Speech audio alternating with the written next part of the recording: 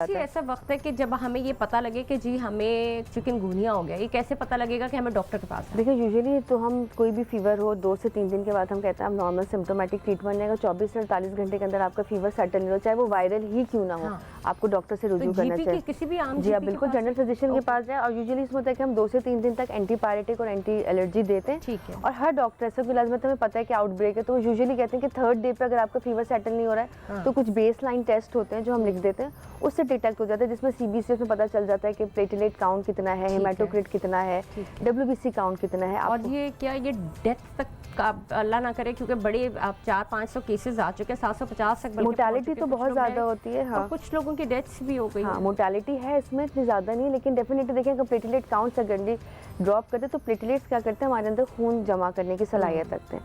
अगर प्लेटलेट्स कम होंगे तो कहीं से भी ब्लीडिंग के चांसेस हो जाते हैं। और ये प्लेटलेट्स 50 यूजुअली जिसका काउंट है वो 1.5 लाख से ज़्यादा होना चाहिए। 1 लाख से नीचे आता है तो हम अलर्ट हो जाते हैं डॉक्टर्स, और 50,000 से तो नीचे पे हम लोग कहते हैं कि पेशेंट या बच्चा जो भी है वो it should be on the in ICU with monitoring. उसमें फिर हम 12 वाली प्लेटलेट मॉनिटर करते हैं। और हमारे पास कुछ मार्कर्स होते हैं जिसमें हम देख रहे होते हैं कि बच्चे की या अडल्ट की कोई जो क्राइसिस में अगर जाए प्लेटलेट गिर रहे हैं। बहुत से पेशेंट ऐसे होते हैं कि उनको 20,000 तक भी जाते हैं लेकिन कोई सिम्टम्स नहीं है, तो फिर हम उनको सिर्फ मॉनिटर करते हैं with good hydration. IV fluid बहुत अच्छे से जाना चाहिए।